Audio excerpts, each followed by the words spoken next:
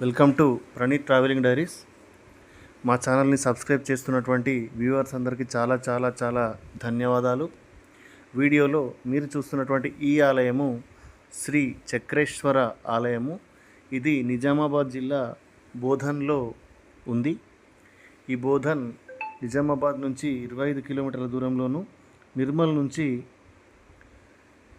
100 కిలోమీటర్ల దూరంలోనూ ఉంది.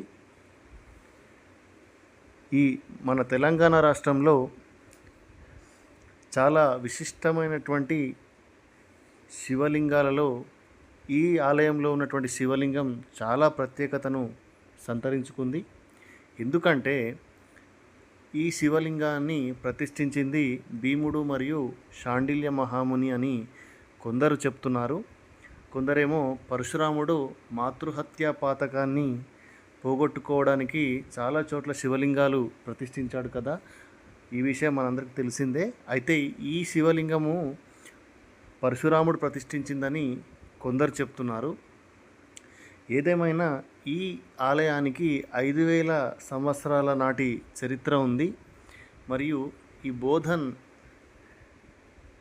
మహాభారతం కొన్ని సన్నివేశాలు జరిగాయని చెప్పేసి మనకు చాలా ఆధారాలు ఉన్నాయి. ముఖ్యంగా భీముడు బకాసురుణ్ణి చంపింది ఈ బోధన్లోనే అని చెప్పేసి ఆధారాలు ఉన్నాయి. ఇప్పుడు మీరు చూస్తున్నటువంటి ఈ శివలింగము పైన చాలా ముఖ్యంగా బ్రహ్మసూత్రపు రేఖలు అనేవి శివలింగం మీద ఉన్నాయి. ఈ బ్రహ్మసూత్ర శివలింగం ఎక్కడైతే ఉంటుందో ఆ లింగము చాలా చాలా మహిమాన్వితమైనటువంటి లింగం అని చాలామంది గురువులు చాలా చాలా ప్రవచనాలు చెప్పారు, మనం విన్నాం కూడా. అందువల్ల ఈ శివలింగంపై బ్రహ్మసూత్రపు రేఖలు ఉన్నాయి చూడండి. చాలా అద్భుతమైన శివలింగం ఇది. మరియు ఈ శివలింగం యొక్క ప్రత్యేకత ఏంటంటే కింద పానపట్టమేమో మామూలు రాయితో నిర్మించబడి ఉంది. కానీ ఆ శివలింగం ఏదైతే ఉందో అది సాలగ్రామ శిలతో చేయబడినటువంటి లింగము.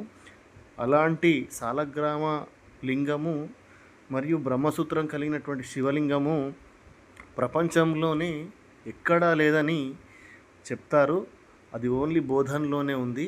అందువల్ల మీరు బోధన్ వెళ్ళినప్పుడు తప్పకుండా ఈ ఆలయం యొక్క దర్శనం చేసుకోండి. ఈ శివలింగాన్ని దర్శనం చేసుకొని ఒక అద్భుతమైనటువంటి అనుభూతిని అందరూ పొందండి.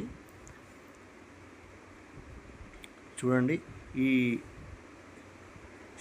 ఈ గుడిలో ఉన్నటువంటి ఆంజనేయ స్వామి విగ్రహం మరియు శివుడి విగ్రహం కూడా ఇక్కడ ఉన్నాయి.